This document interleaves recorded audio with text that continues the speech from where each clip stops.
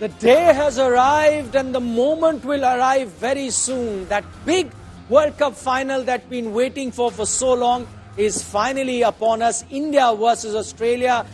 On one side, you have the home team with all the support. 130,000 people would be there at the stadium, Narendra Modi Stadium, cheering on for the Indian team. Bleed blue is what everyone's going to be saying. And on the other hand, you have the most successful team in the history of ODI World Cup. 5 titles. That's what Australia has done in their illustrious background. But we are going to be building up for this big final, so you don't want to be going anywhere. For the next 2 hours, we're going to get you all the reactions from across the cities in India, as well as listen in to all the experts. One of them joins me live in the studio in Robin Uthappa, the winner of the 2007 T20 World Cup. Robin, the day is here.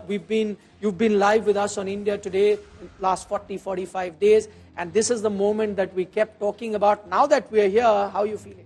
Oh, very excited. I woke up in the morning and felt like I'm getting ready for a game. You know, and I think the whole world, the whole country is actually feeling this energy. And, you know, I think we're in for a cracker of a game. And I truly believe that we're going to win this one.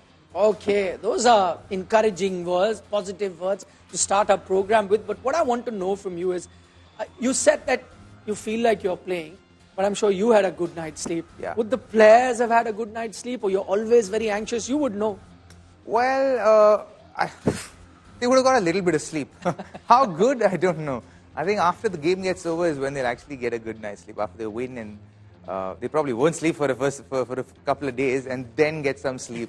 But and then not wake up for a couple of days. Yeah, and now wake up for a couple of days. So it's going to be a tough week for them. But tell me what goes through a player's mind on the eve of the game? Are you trying to distract yourself? If you do, what are the things that you look at? How does it?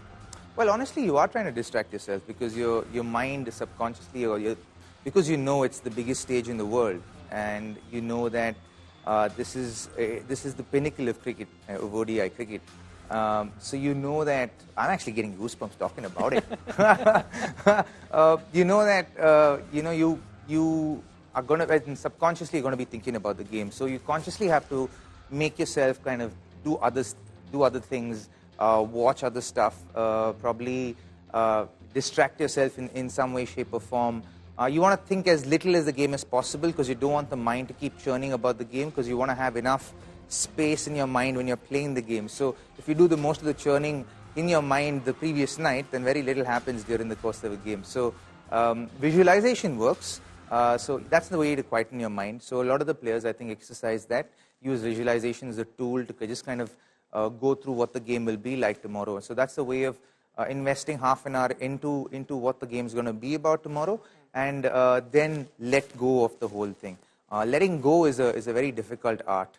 And it's something that I think sports personnel kind of figure out a way of doing it, because they do it day in and day out, to let go from the attachment to a result.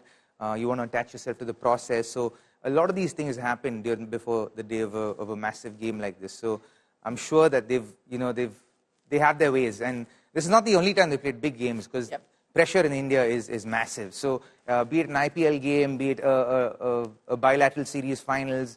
And they've been through a couple of finals over the last couple of years, so they know what it takes and what they encounter. So I'm certain that they figured out the way of kind of calming their nerves, and I'm certain that they'll be ready for today. Does OTT help? Does music help? Do you look at these things? Well, a bunch of things help. Okay, tell me, you've played a lot of cricket with a Virat Kohli, with a Rohit Sharma. You know them pretty well.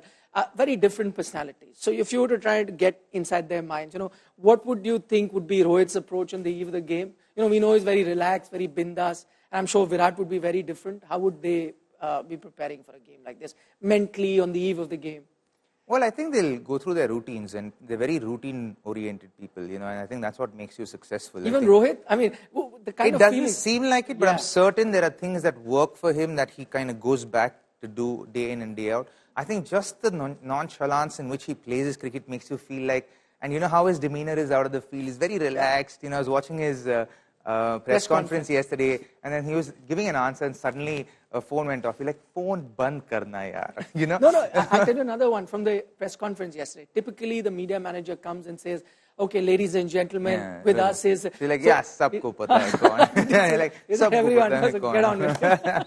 So it doesn't seem like he is someone who's very routine oriented. But you cannot play sport at the highest level successfully without having very strong routines, very strong day-to-day routines for that matter. You have to be disciplined, and that's what it takes to be successful at that level. So I'm certain he's got his routines, and they would have been very routine oriented as far as, okay, I want to have these boxes ticked before I go to sleep tonight. They would have had those boxes ticked, and then I just don't want to think about the game. Maybe I'll make space specifically to think about the game, but once that's done, I'm going to spend time with my family, I'm going to talk to my wife about different things, I'm going to spend time with my kids and talk to them about different things, and probably with my mates, but not talk cricket. But that's very hard to do. When you're sitting down with mates, or sometimes it just comes up in conversation. So, but there are different things that cricketers talk about: politics, investments.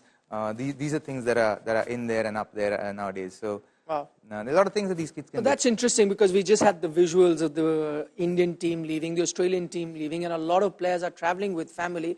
And as you say, that helps de-stress a bit. Talking to your kids, talking to your wife, all of that just takes your mind off the cricket per se, because you go to the ground, you practice, you do all of that. But when you come back to the hotel, you need a bit of downtime. And that's when you can give your best, then when you head to the field. Anyway, the two teams have reached the Narendra Modi Stadium for that big final.